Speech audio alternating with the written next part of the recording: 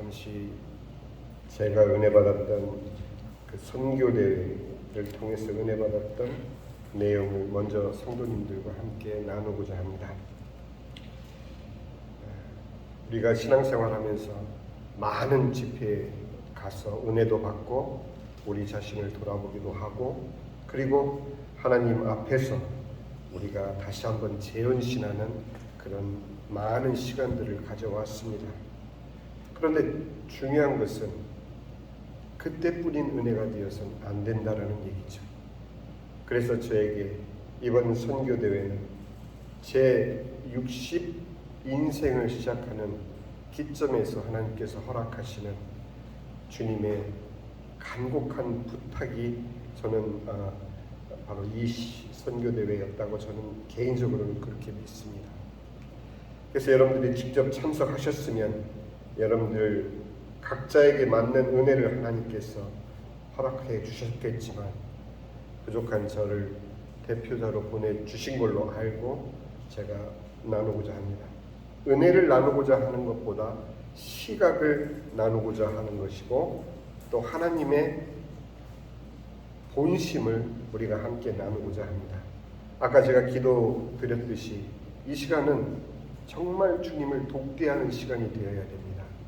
마지못한 명분에 의한 그 어떤 이유로 나온 자리가 아니라, 그래 내가 어떤 이유이든 이곳에 나와서 주의 음성을 듣는 이것이 내 생에 있어서 가장 하나님께서 나를 위해 준비한 가장 복된 자리구나, 그런 믿음으로 이 말씀을 함께 하시길 바랍니다.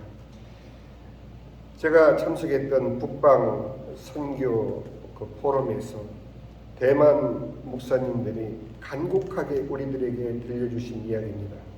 제발 여러분들, 중국의 신자가 1억 명이 넘는다라는 그런 인간적인 통계를 가지고 주님의 역사라고 말하지 마십시오.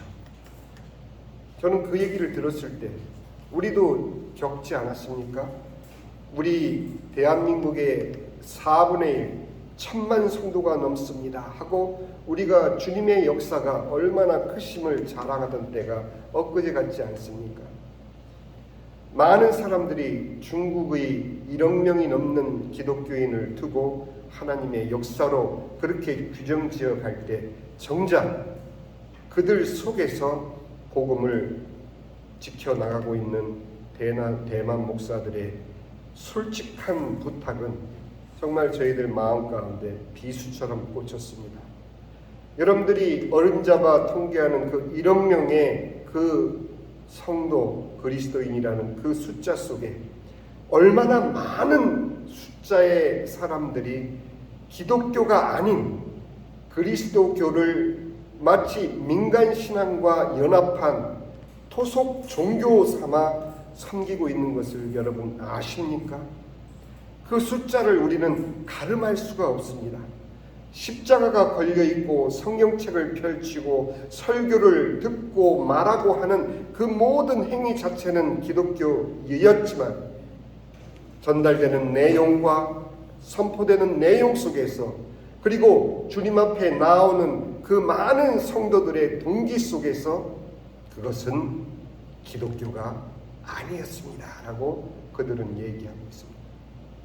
또한 얼마나 많은 숫자들의 사람들이 정통 기독교가 아닌 이단에 빠져 있는 줄 여러분 아십니까? 정통 기독교인들이 이런저런 제약으로 말미암아 중국을 향한 선교의 길을 포기했을 때 수많은 이단들은 그 모든 인간적인 악재를 뚫고 중국 땅에 남아서 그들의 이단 사상을 전파하고 있는 것을 여러분들 알고 계십니까? 여러분들이 선교사다, 파송된 자다, 단기 선교사자다라는 여러 교회에서 부여한 명분으로 여러분들이 비자 받고 들어와서 관광은 아니지만 여러분들 스스로의 뿌듯한 신앙적 만족을 위해서 단기 체류하며 또는 장기 체류하며 주의 말씀을 증거하고 떠나갈 때, 떠난 뒤에 남겨진 그들을 붙잡고 늘어지고 있는 것은 다름 아닌 그곳에서 정착하여 살기로 작정한 이단 교회에서 파송된 자들이라는 것을 아십니까? 너무 놀라운 소식이죠. 너무도 놀라운 그들의 일깨움이었습니다. 우리를 움직이고 있는 것이 무엇입니까? 내가 누구인데, 내가 목사인데, 내가 선교사인데, 권사인데 하며 내 신앙의 직분으로 우리가 주의 일을 하면서 마음속에 갖는 그 뿌듯함으로 우리 스스로를 자위할 때, 올바른 가르침이 없는 곳에서는 토속신앙이 그 자리를 대신하며, 또 우리가 명분을 앞세워서 활동한 후에 또 명분에 쫓겨서 중국을 떠났을 때 남아있는 이단 사역자들은 끝까지 그들을 포기하지 않고 있다는 것을 여러분들 대한민국의 신천지를 통해서도 알고 있지 않습니까? 정통교회의 청년부들은 텅텅 비어가고 교회 학교가 없는 교회의 숫자들이 하루가 멀게 늘어나는데, 당장 우리 교회도 젊은이들이 없지 않습니까? 어린이들이 없지 않습니까? 교회 학교 자체가 존재하지 않고 있지 않습니까? 아니, 예배 때 여러분들의 발걸음을 정말 가뿐 그 기대하며 예배 자리로 여러분들을 불러 모으십니까? 아니면 마지못해 등 떠밀린 이러한 직분이나 명분이나 이런 억지 신앙으로 여러분들이 이 자리에 나와 있지는 않습니까? 우리 자신을 돌아보고 주여 죄송합니다 회개하는 것, 그거 하지 말라고 이사야서 1장과 2장에서 하나님은 이사야 선지자를 통해서 이미 우리에게 너희들 그런 마음으로 성회로 모이는 거 나 감당할 수가 없노라, 이미 주님의 마음을 토로하지 않았습니까?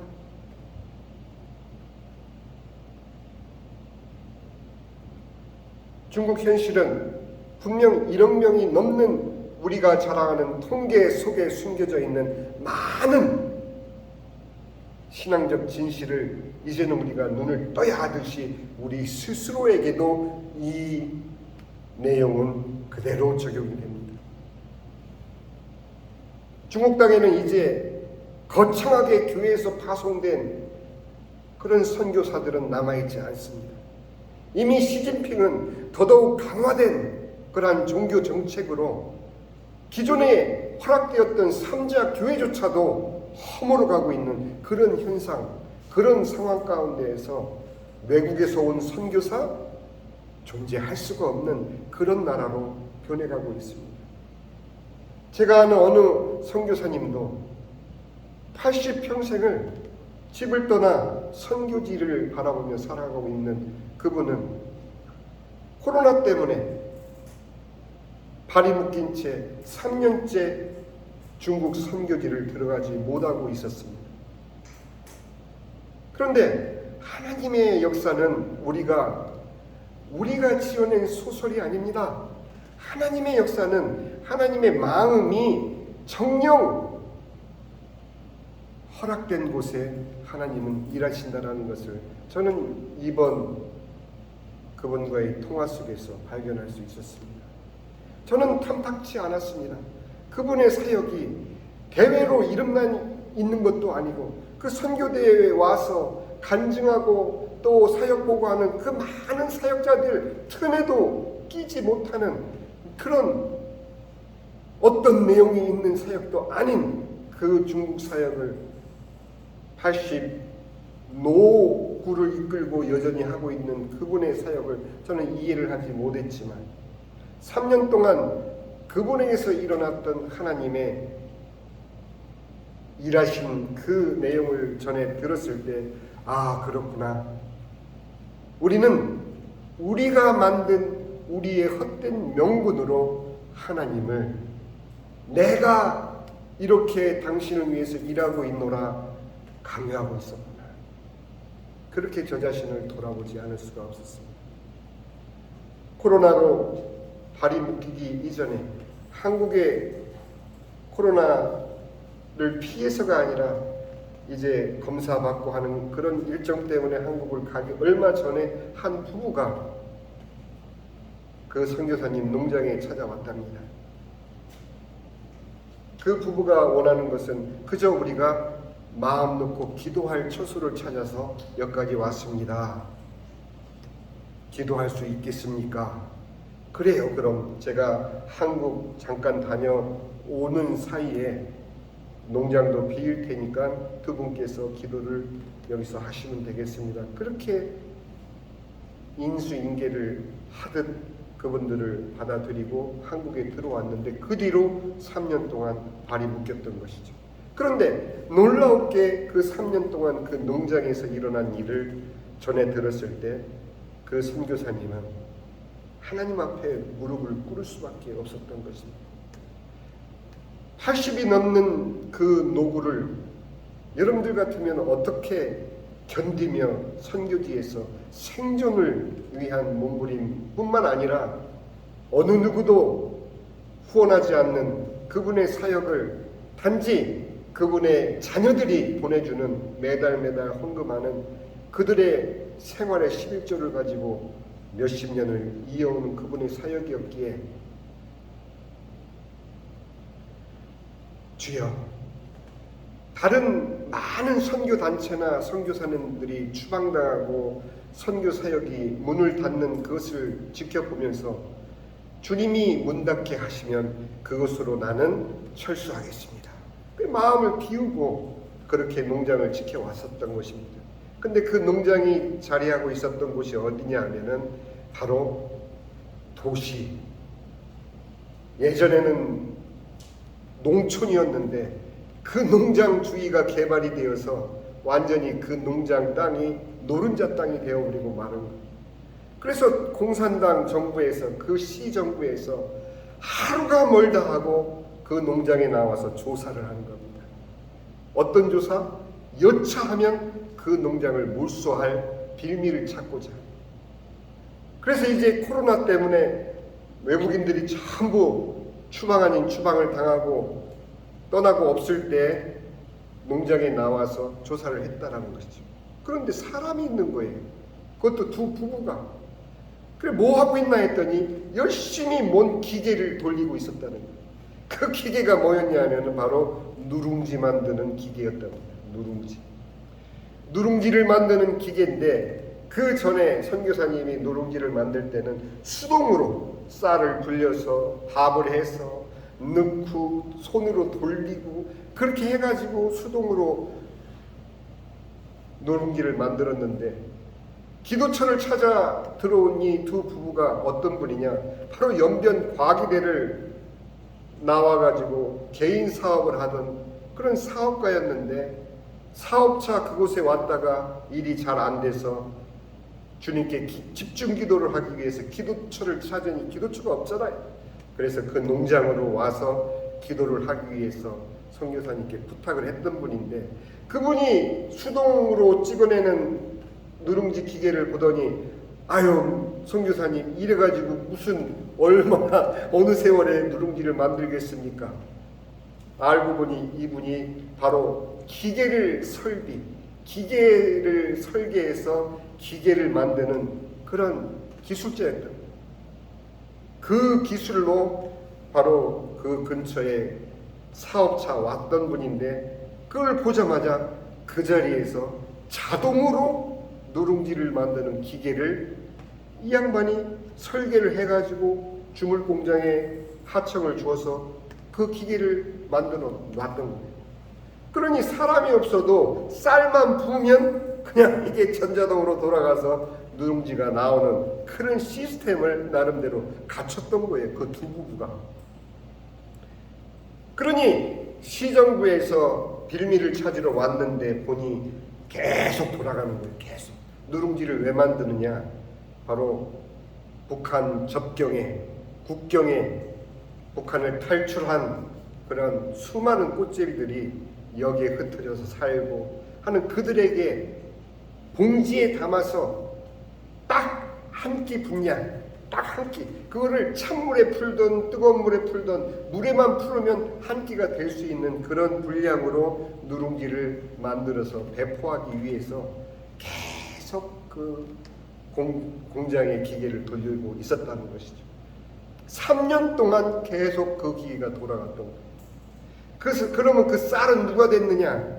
바로 한국에 있는 탈북자들, 한국에 있던 조선족들이 자기들끼리 모여서 그 모인 자리에서 헌금을 해서 그 집사님한테 송금을 한 그 돈으로 3년 동안 선교사님이 농장을 비운 그 기간 동안 그렇게 하나님은 가동을 시킨 거예요. 가동을 시키고 있었기 때문에 그 땅을 빼앗지 못하고 시정부에서는 계속 망하기를 기다리고 있었다라는 그런 얘기를 제가 전해드렸습니다.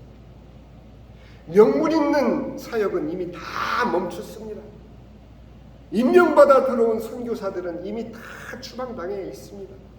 삼작교회, 심지어 공산당에서 인정한 교회조차도 허물고 있는 시진핑의 그 극심한 종교 정책 속에서도 하나님의 심정을 지켜낸 신자들을 통해서는 그 주계 장막 속에서도 하나님은 일하고 계셨다라는 사실. 두 가지를 저는 오늘 선교 대회를 통한 은혜를 여러분과 함께 나누는 것은 우리 자신이 어떤 명분에 떠밀려 신앙의 자리로 나아가는 자 되어서는 안 된다라는 것입니다. 우리가 살펴보겠지만 예수님께서는 우리에게 미리 연습을 시키시는 것입니다. 우리 신앙생활에 대한 이해가 잘 되지 않는 이유가 있습니다. 마치 이 신앙생활을 무슨 어떤 절차를 따라서 우리가 하나님의 마음에 들기 위해서 무엇을 해야 되는 것으로 자꾸 착각시키고 있다는 것입니다. 이것저것 배우고 훈련하고 거치고 하는 그런 과정이 아니라 정말 주님께서 사마리아 여자에게 말씀하신 그대로 신령과 진정으로 영과 진리로 예배하는 자에게 하나님께서는 천국을 허락하여 주신다라는 것이 오늘 우리가 읽은 본문 말씀입니다.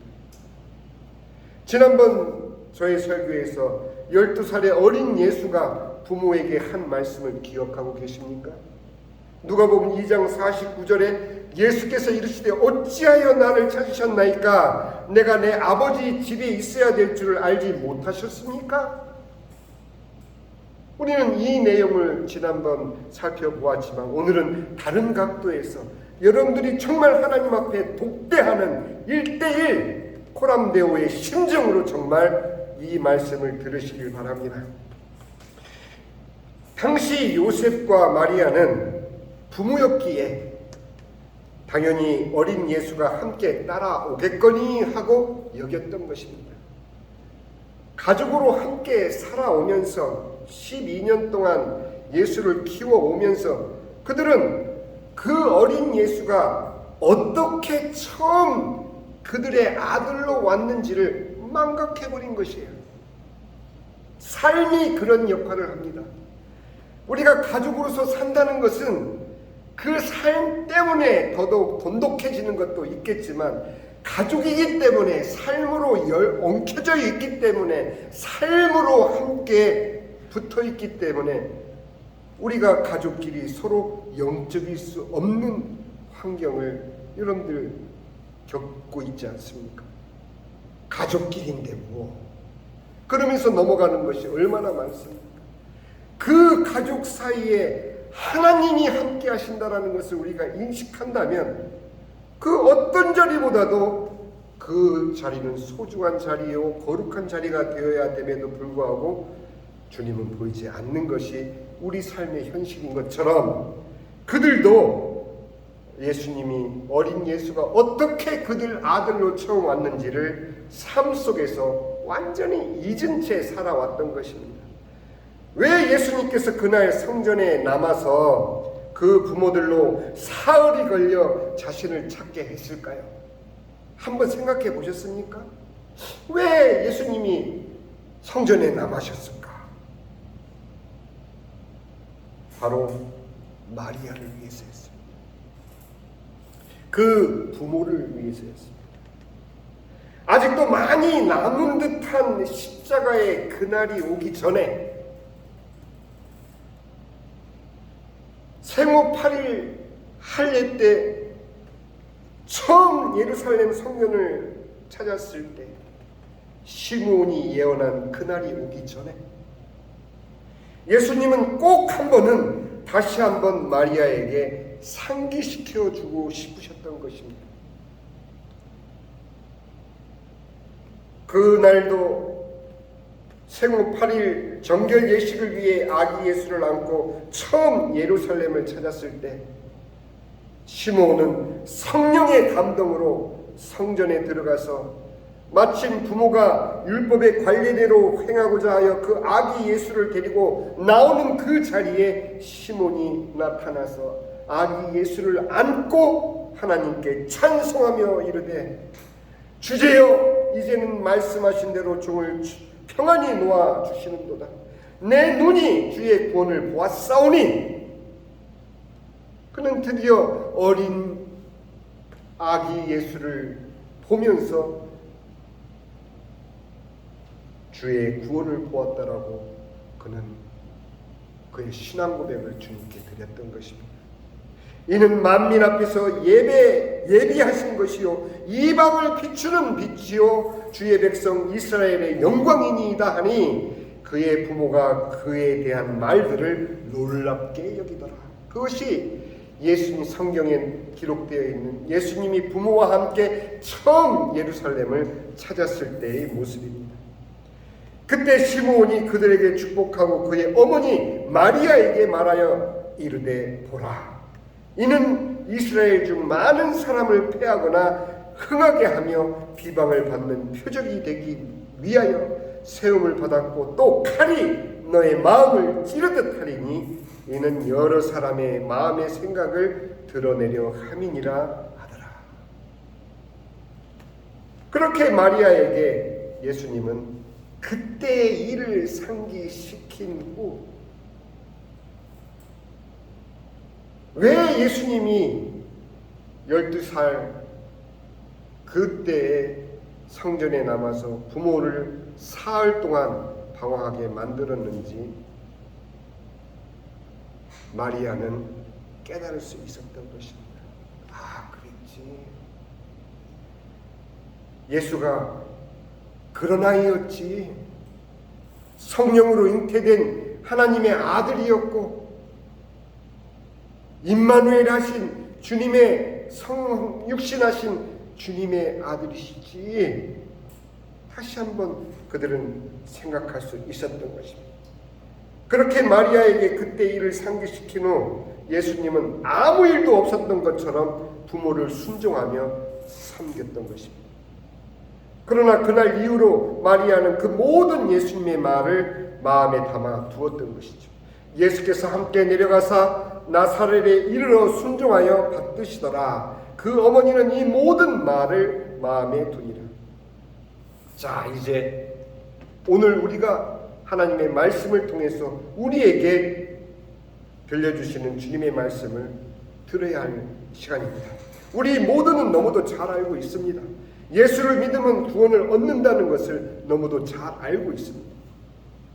우리 각자가 예수를 믿은 지 벌써 몇십 년씩이 되는 그런 사람들이기 때문에 그러나 누군가가 구원이 무엇이냐고 물으면 우리는 뭐라도 답을 할 수 있습니까? 천국 가는 것이라고 그렇게 최고 쉽게 예수 천국 불신, 예수 천당 불신지요 그것이 아주 우리에게 뇌리에 박힌 아주 간단한 복음 아닙니까?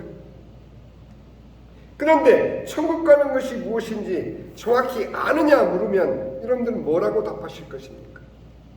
가보셨습니까?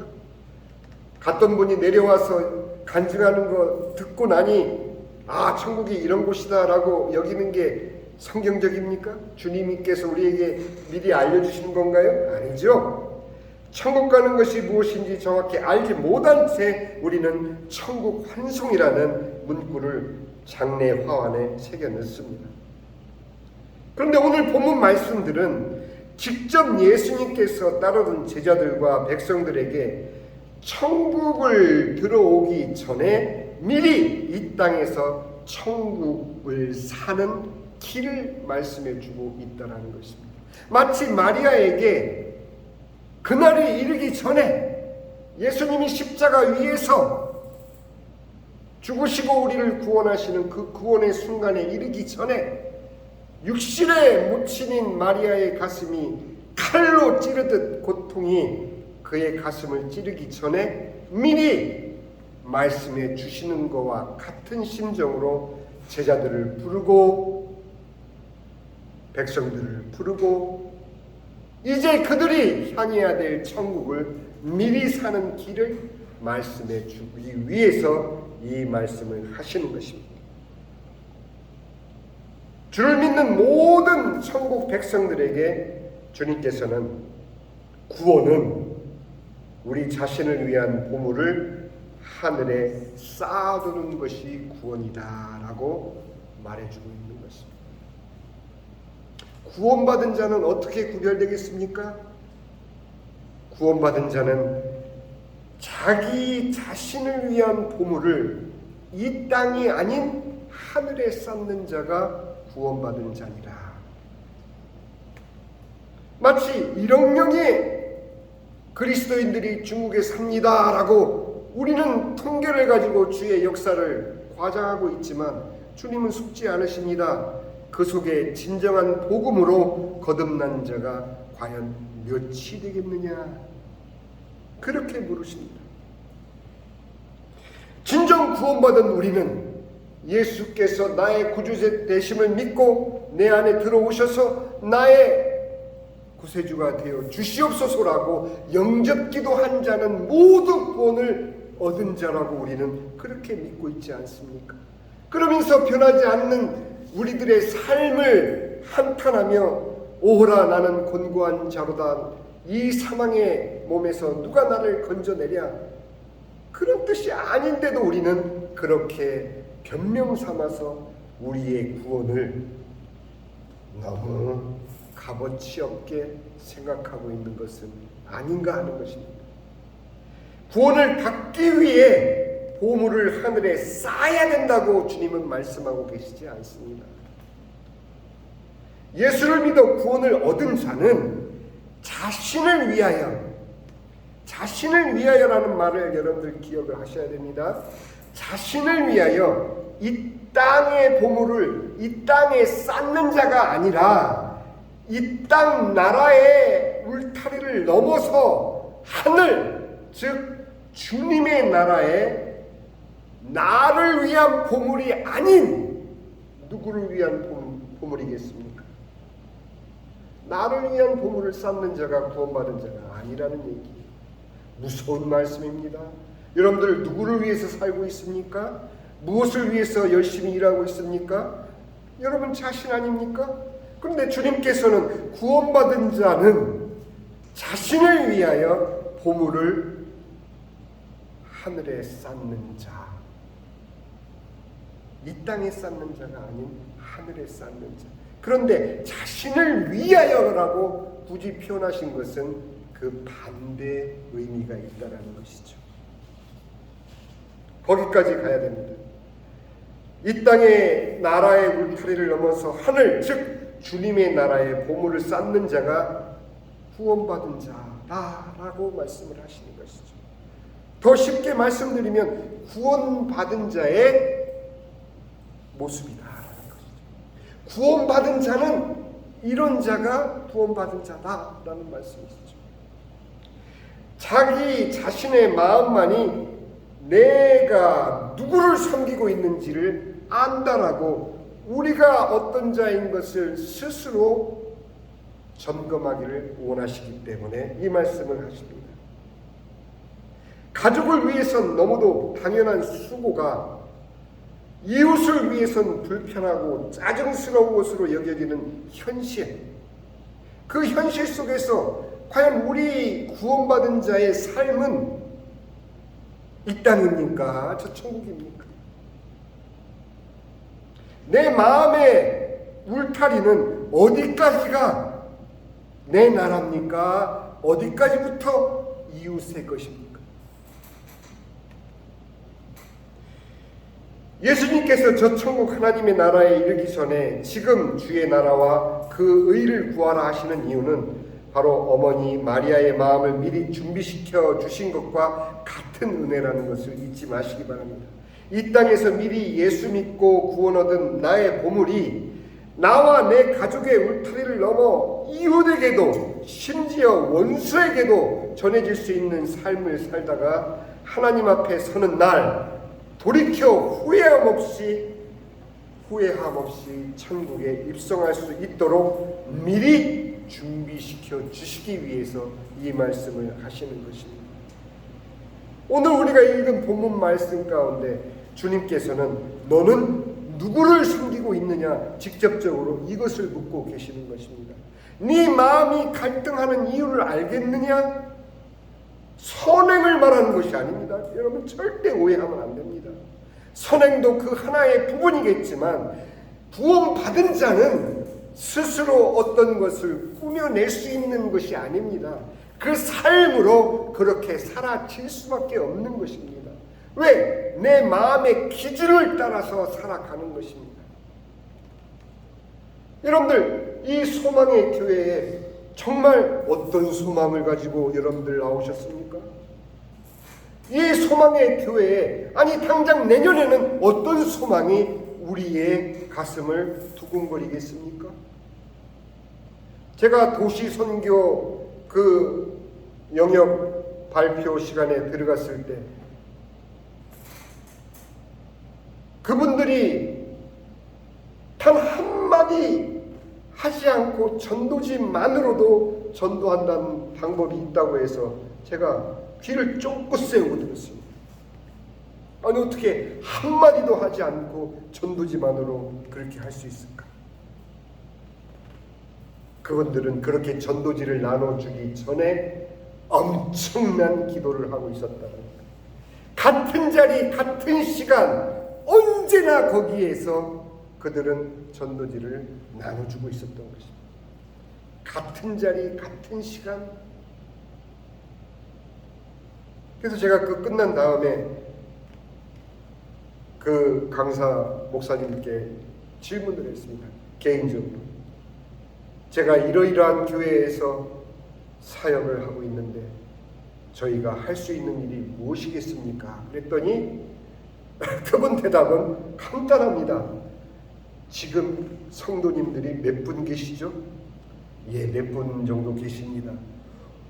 충분합니다. 그분들부터 시작하면 됩니다. 과연 무엇이 우리를 움직이게 만들 것입니까? 과연 무엇이 어떤 목표를 정하고 우리로 기도하게 만들겠습니까? 올해와 내년은 또 어떻게 우리는 달라질 수 있겠습니까? 명분에 등 떠밀려 우리가 예배 처소를 찾는 그 무거운 발걸음이 정말 가뿐한 소망으로 기쁜 주님이 나를 부르시는 그 자리로 변해져서 이 자리가 차고 넘치는 것을 바라는 것이 아니라 내가 이 자리에 있음을 감사하는 자리로 어떻게 하면 바뀌겠습니까?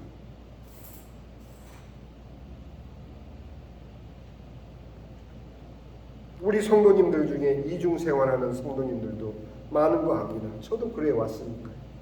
일부 예배는 큰 교회에서 예배드리고 또 와서 여기 와서 또 자리를 채우던 예배를 드리고 주님 그렇게 기뻐하지 않으십니까? 온 마음을 쏟아 한 곳에 기도를 심기를 원하십니다. 하나님이 허락하시는 사역지가 여럿일 수 있습니다. 그러나 우리가 쫓기듯 등 떠밀리듯 어떤 명분 때문도 아닌 가지 않으면 안 되는 자리이기 때문에 이곳에 와서 우리가 예배를 드린다면 오늘 주님께서는 우리에게 물으십니다. 네 주인은 정녕 누구란 말이냐?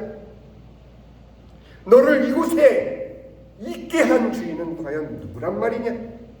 성수주의를 말하는 것이 아닙니다. 여러분 자유로우십시오.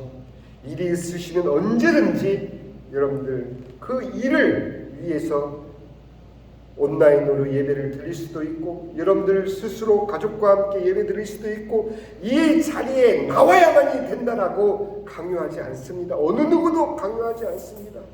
하나님은 더더욱이요. 선교사님이 부지한 그 농장을 지켜내신 분은 하나님이시지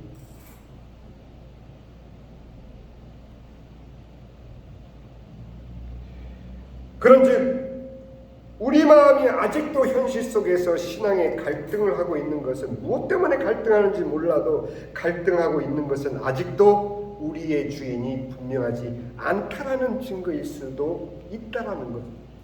이거는 저의 말이 아니고 하나님 오늘 우리가 읽은 본문의 말씀인 것입니다. 한 주인이 두 주인을 섬기지 못할 것이니 혹 이를 미워하고 저를 사랑하거나 혹 이를 중히 여기고 저를 경히 여김이라. 주님은 우리의 마음의 중심을 물으시는 것입니다.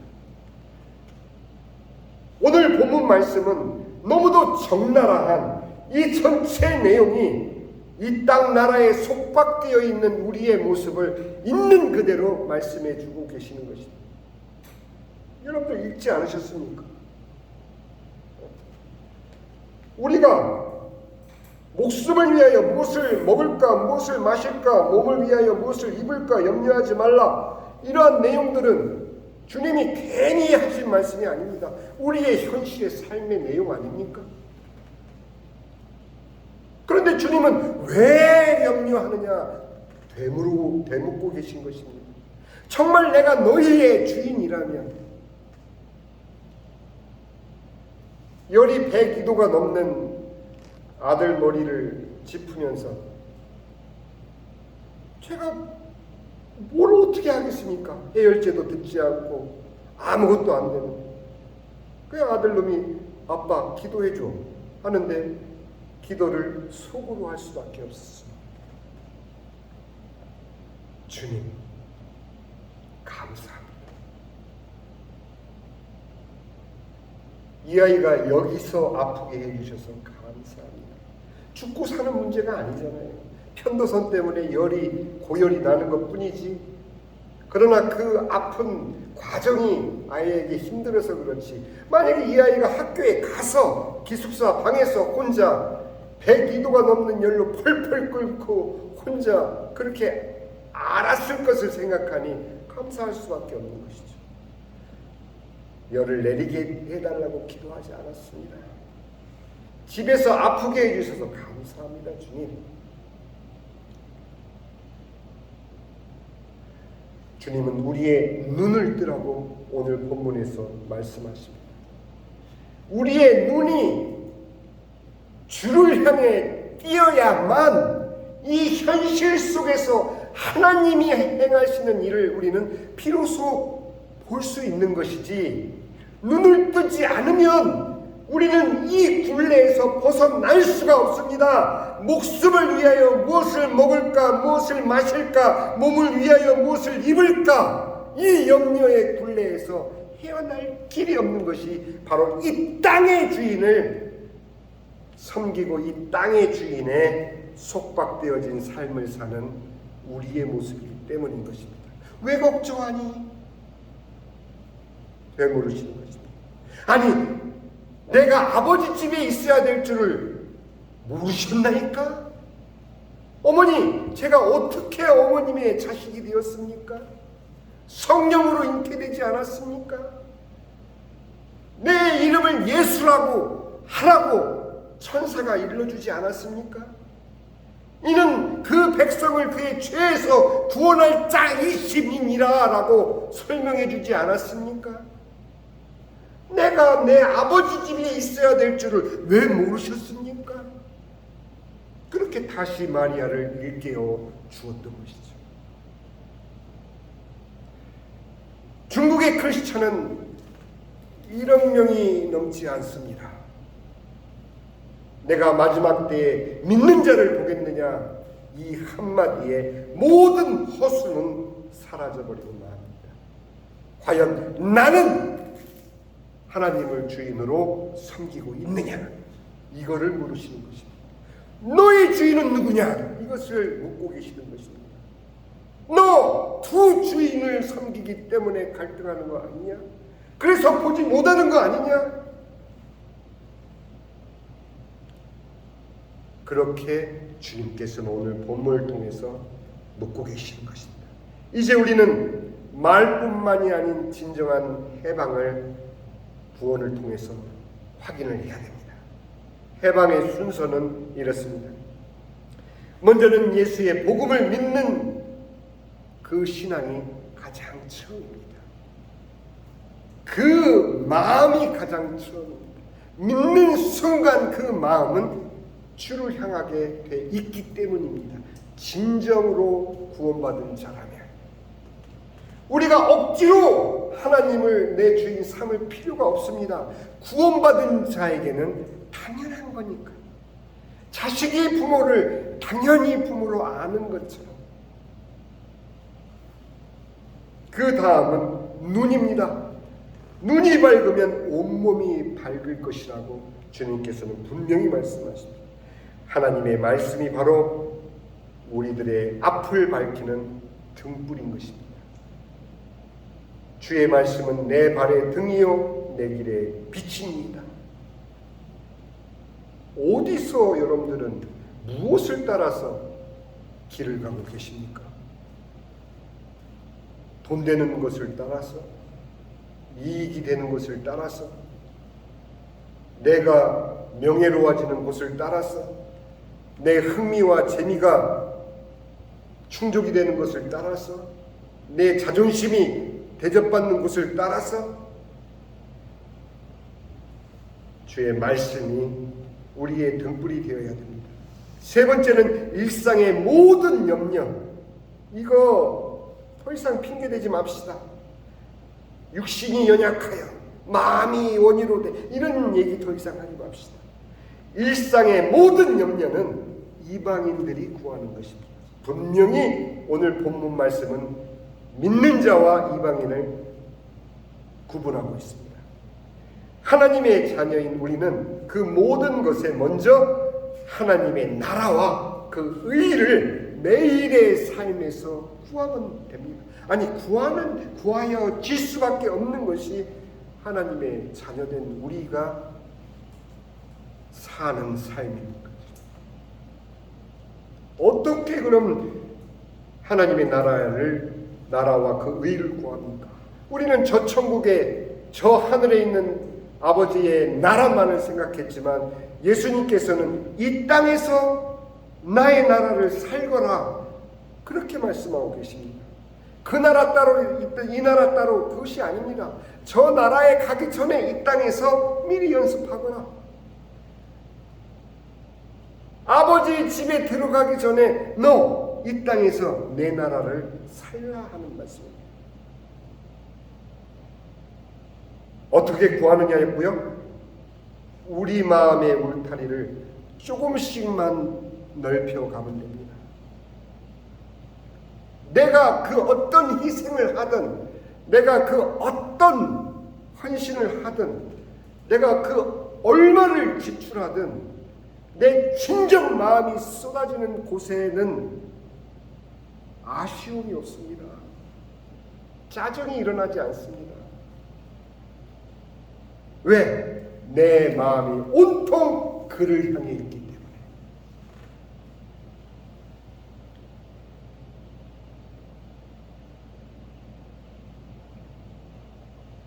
그런데 그것이 안 될 때 우리 마음은 불편합니다. 명분에 떠밀릴 때 우리 마음은 짜증스럽습니다. 명분에 떠밀릴 때 우리는 억지로 가게 됩니다. 하기는 하되 내 마음에 도무지 기쁨이 없는 것을 감출 길이 없습니다. 정성은커녕 내 마음이 요만큼도 움직여지지 않지만 내 모습은 그 일을 하고 있습니다. 왜 그렇게 삽니까? 우리가 누군데? 우리가 이 땅에서 얼마나 살면 얼마나 오래 살겠는데? 우리는 곧 갑니다. 뭐 지구가 언제 멸망하느니 기후 이상으로 지금 여러분들 겪고 있지 않습니까? 중국은 60년 만에 폭염이라고, 한국은 115년 만에 폭우라고. 이런 거를 보면서 우리는 마음이 두렵지 않습니까? 이제 곧 마지막 때가 오겠지? 아이고, 그렇게 멀지 않습니다, 여러분들. 각자가 다르겠지만 우리 평균적으로 한 40년 안팎으로 주 앞에 섭니다. 뭐 그렇게 멀리 2100년에 뭔 일이 나고 왜 그런 걸 걱정하십니까? 우리 40년 안팎에 주님 앞에 오롯이 섭니다. 그래서 독대하는 자리가 되어야 된다고 제가 말씀드린 것입니다.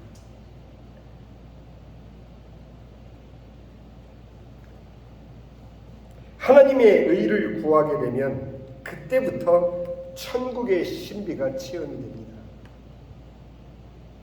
그것을 나눌 사람이 없어요. 정말 죄송합니다. 교만하게 들릴 수 있지만 사도 바울이 말씀하신 그대로입니다.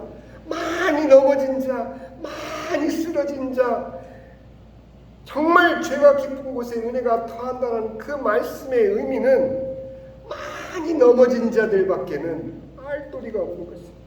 그렇다고 그거를 깨닫기 위해서 일부러 수백 번 넘어져 봐야 그 신비는 체험이 안 됩니다.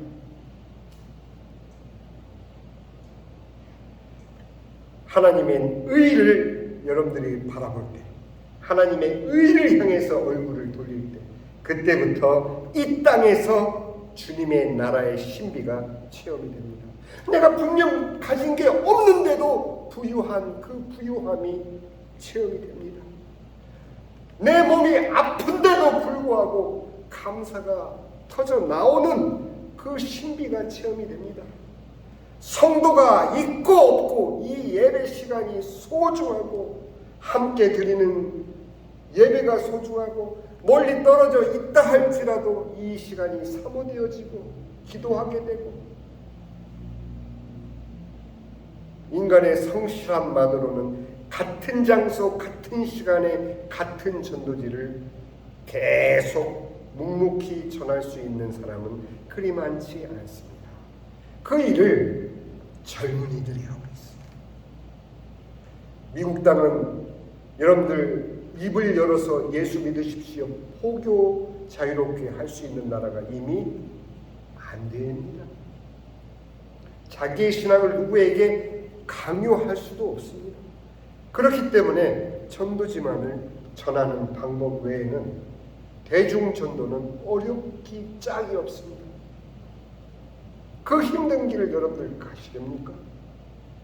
그 목사님이 그분들부터 시작하면 됩니다 하는 그분은 당연한 듯 얘기하는 그 신비가 나에게는 전달이 안 됩니다.